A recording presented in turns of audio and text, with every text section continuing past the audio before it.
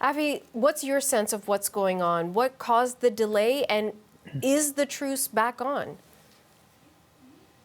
Well, we don't know exactly what the delay was all about. It seems as though Hamas was just trying to tell Israel that it, in fact, is in charge and it will determine the pace of the events on the ground. That appears to now have been resolved. There were some negotiations involving the Qataris and the Egyptians. And the announcement has gone out from Hamas that they will, in fact, release those 13 Israeli hostages and an additional 7 foreign nationals just this evening. So this evening, this is still going to happen tonight because families have been waiting for hours and hours. I mean, you would know better than I. How quickly will all this unfold, you think? It could happen in a matter of minutes. Israel has been at the ready to receive those hostages, just as it received the first batch yesterday, as well as to convey those Palestinian prisoners, convicted terrorists, who it has agreed to release as part of this deal. It is indeed incredibly difficult for the Israeli families who've been sitting in hospitals awaiting their loved ones over the past few hours. I'm sure they've been wrought with anxiety, and they're very hopeful that this deal will indeed go forward. It's important to note that Israel has said that if it does not go forward, and if Israel does not receive those hostages by midnight, it will relaunch its military campaign in Gaza. And of course, that pause in fighting will fall apart at that time.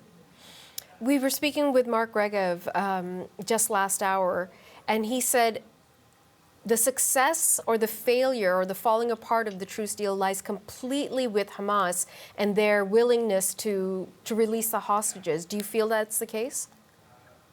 It's entirely the case. Israel has abided by its part of the deal. It has, in fact, released Palestinian prisoners, many of whom were convicted for terror offenses, including attempted murder of Israelis. It has conveyed hundreds of trucks of aid into the Gaza Strip, again, in accordance with its commitments as part of this deal. All Hamas has to do is release the Israelis that it holds in its custody. Again, we're talking about children, infants, elderly people, mothers and babies, and so on and so forth. That's all it has to do. And so, yes, it is entirely on Hamas's shoulders to follow through on its part of the deal and ensure that this brief pause in fighting does indeed continue for the coming days. Avi, can you tell us about the pressure the ongoing pressure really on Netanyahu, the government, and the IDF?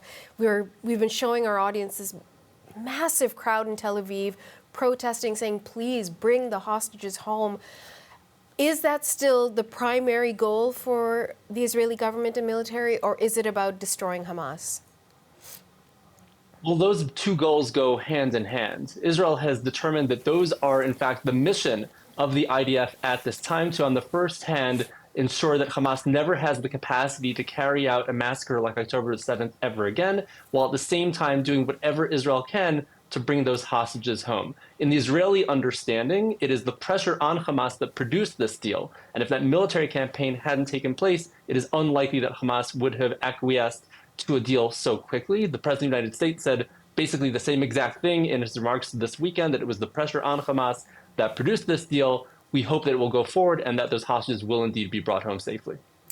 So let's say about a dozen got released yesterday and another dozen today, or more or less, the same thing on Sunday and the same thing on Monday. That's still not the full 240 plus people.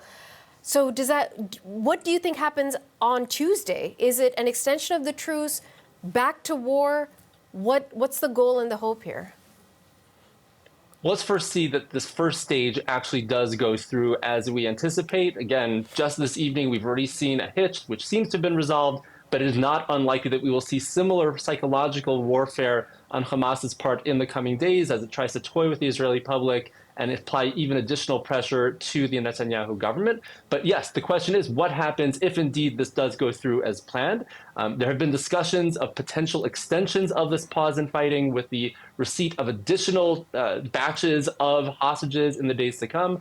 The question has to be asked, however, how many hostages can Hamas actually deliver? We understand that quite a few hostages are being held by other terrorist groups in the Gaza Strip, including Islamic Jihad and others. Some are perhaps being held by private individuals, basically as trophies. Will Hamas be able to convince them to hand over those hostages? Apparently, it has told Israel that it needs these additional days of a pause in fighting to basically locate them, to find where they are in order to deliver them to Israel. But quite frankly, the most fundamental question is how many of these people are actually still alive? We estimate that there are a certain number who are no longer amongst the living. We don't know exactly how many there are. There have been estimates that up to half, perhaps even more, are no longer alive. And I think those details will be necessary to see what more can be achieved in the days ahead.